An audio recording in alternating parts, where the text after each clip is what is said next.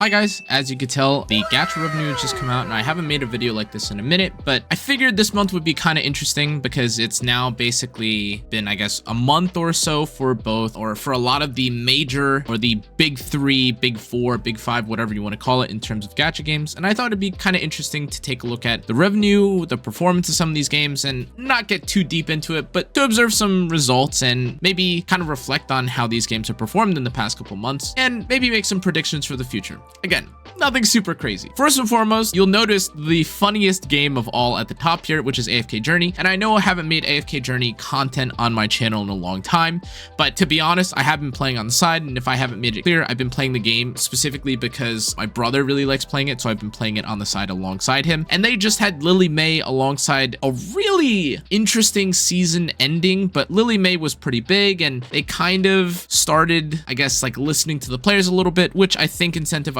players to play a little bit more. But also, of course, the release of, I believe, the Asia server, or I think it's Southeast Asia server, one of those two things, was also really big for AFK Journey, which is why you're seeing the profit that you're seeing here. But funnily enough, I saw a lot of people make predictions about where they thought the big three, big four, which is supposed to be like Genshin, ZenlessZoneZero, Wuthering Waves, or where they were going to be, and they were probably going to top the top of the charts. It's really funny because a lot of them aren't even in the top 10. Again, not to stir anything, but I thought it was really funny because I've seen a lot of people make predictions about it, and I just thought it was, I don't know, I just got a laugh out of it. I really don't mean anything bad by it. But as you can see here, a lot of the people at the top are namestays or people that we've seen in the past. Love and Deep Space, absolutely ridiculous game, for good reason for its specific audience. But as you see here, ZenlessZoneZero, after its first month, basically actually did not bounce back nearly as well as I think a lot of people would have expected. Now, I do want to go back for a moment because something that people will probably ask is, well, how did Wuthering Waves do after their first month coming out of, I guess, their release month? And the truth is that if we move it back for a second to the last month, Wuthering Waves formerly, I believe, was, I think it was something like, I guess cumulatively, it looks like it was roughly 46 or so, and it bounced down to roughly 30 million combined. Now, of course, this doesn't include some hidden revenue things, but just based off of the chart here alone, we saw that it did make roughly, again, like 46 million, which is okay. But after the fact, it ended up basically halving. Now, if you want to compare number for number or percentage for percentage, technically speaking, ZenlessZoneZero went from 100 mil down to 31, which is a bigger decrease in terms of what Wuthering Waves dropped from. And of course, everyone loves to talk about those too. But ZenlessZoneZero still is maintaining 31.5 million, and this doesn't include Jane, who hasn't come out yet. All we've had right now is Chang'e, and for a lot of people, I believe, especially with, you know, teasers for Bernice, Caesar, and also Jane not even coming out yet, this was kind of a hold the line and don't spend on Chang'e month, which is fair. That being said, though, if we take a look at the other games, Natlin is out for Genshin, which is kind of interesting, and although there isn't too much insane spending yet, I'm assuming that once, to be honest with you guys, I don't know much about Genshin, but that Fire Lady, I'm sure once she's pullable, or once Capitano is pullable, this is going to be a crazy month for them. But outside of that, we do kind of have to talk about, I guess, the elephant in the room, which is Wuthering Waves has dropped in revenue again. 30 million the past month kind of made sense because, you know, they basically lost their release month, but Chang'e was out last month, and although 30 million is still respectable and did, I believe, put them in like the top, like the top 6 last month, which is still very respectable, it's no longer, I believe, even in the top 10. 3, 6, 9, 10, 11, 12, 13, 14. It's 14. Now, again, 13 million is totally fine. Like 14 million, being well over 10 million, to be honest, is very profitable, and it's competing and is in the same location as stuff like Nikkei, Arc Knights, games, and like Uma Musume, which, again, let's just be clear, is an absolutely spectacular performance. But, oh wait, was I tripping? Yeah, okay, sorry, this is combined. But truth be told, obviously, the performance of a lot of these games is going to drastically change based off of patch, and Wuthering Waves, I think, unfortunately, kind of jumped a little bit too far ahead with their marketing. If you guys weren't familiar with it, there was a lot of hype and praise around ZZ and how cool she looked, and she was kind of like this nerdy painter, and she had some really cool animations, and her kit, honestly, is pretty exciting. However, if I'm not mistaken, there was already drip marketing for characters in the future. I believe Shorekeeper, which, I mean, guys, you know, Black Swan was an absolutely terrific performer for Honkai Star Rail, and a lot of people loved that character. And then, rightfully so, Wuthering Waves players, or some of the Wuthering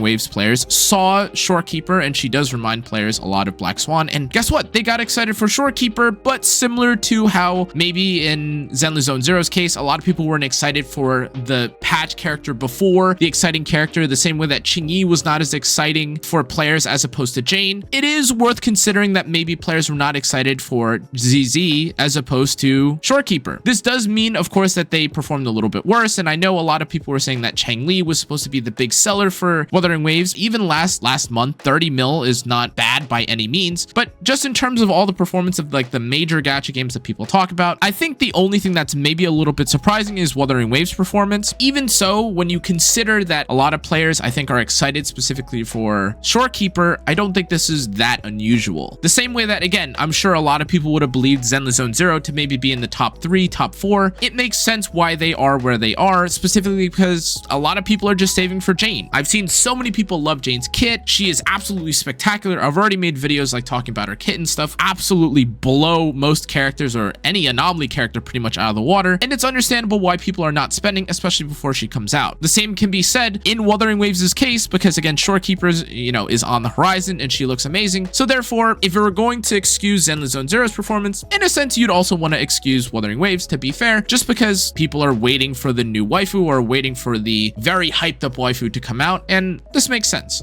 Now, I can't say much about Genshin, although I do believe that a lot of people talk about it, but now we have to also talk about Honkai Star Rail. If I'm not mistaken, man, the names for these games are a little bit tough, but the other Fox character, Wolf character, who complements, I think, Acheron teams also got released for Honkai Star Rail, and although this is technically a down month for them, 39 million, again, being top 3 of the gachas at the moment is really nothing to scoff at, especially when their competition is Love and Deep Space, which everyone is absolutely crazing over. Being 39 million for arguably a character that is not as hyped as a character like Fei Xiao or any of their future characters that they've been teasing is still pretty respectable and honestly very commendable from Honkai Star Rail, especially for how long the game's been out for this point. But also, again, at the same time, you do have to give respect to Genshin Impact, because I feel like a lot of players have definitely talked about Genshin Impact kind of falling off a little bit, or people weren't as interested with Genshin Impact. But guess what? Now people are interested. It's doing 38.3 million, which is still very respectable as well, and it's in the top 5 gachas for August, so I think this is pretty cool. Now, to kind of roll down some of the other things, I think that Nikkei being at 16 million is a little bit interesting. We did have a little bit of like the tail end of, the collabs come out for Nikkei. Like right now we're in the middle of the Evangelion collab,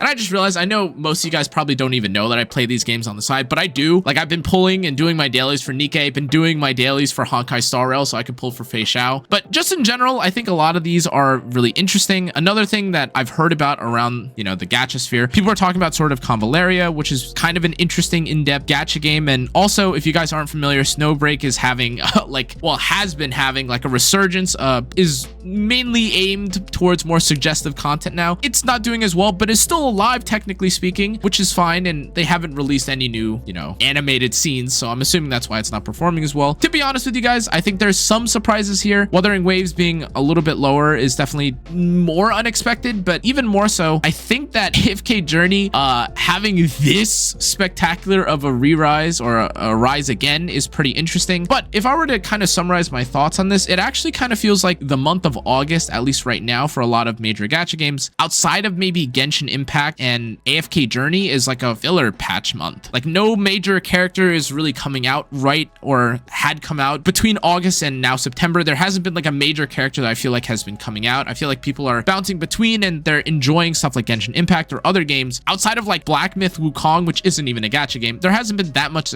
excitement specifically in the gacha sphere for the month of August, outside of some trailing, revenue from July into August. But I think that's probably a good reason why the month of August looks the way that it does. And now, before I conclude my thoughts, and honestly, my thoughts are really just that nothing really overperformed outside of AFK Journey, I'd say. But again, they're opening a market in Asia, which will always yield such high results. Truth be told, this month is kind of just that. It's meh. The biggest surprise is Wuthering Waves, but again, like based on what we said, like people aren't spending right now because they're waiting for Shorekeeper. That's what her name is. It kind of makes sense why the profits aren't there. We'll see next month if it ends up performing well, but this is no indicator about how good or how bad any game is, to be clear. I do think that ZenlessZoneZero has been great. I think Wuthering Waves equally is great as well, but ultimately these are gacha games. After the first month or release month, a lot of people kind of just put these games on daily mode and people just clear it out, and it doesn't matter what game you're playing, there's gonna be a dead period. Okay, and that's just the truth. Anyways, guys, I tried to make this about less so what game is good, what game is bad, and kind of just thought about, you know, the state of the games as they were right now. And as someone that is literally multi-gatching, like, I'll show you, if you guys don't believe me, I'll show you later, but I've been doing this like literally every day on stream. I'll go through my AFK Journey dailies, into my Star Rail dailies, into my my Nikkei dailies, and then it's wild, it's crazy. But long story short, I think that this is a weird month where nothing's really going on, and that's why August looks as it is. Like, there isn't any specific game that has like 100 million, and it's nothing crazy like that. There's no release month for any specific game outside of AFK Journey, and I think that's why the chart looks the way that it does. Nothing super alarming in my opinion. Wuthering Waves being at 13.5, honestly, while like ZZ is the only character that came out, it is what it is. I don't think people are really going to be spending any more. Also, a side note that I remember just now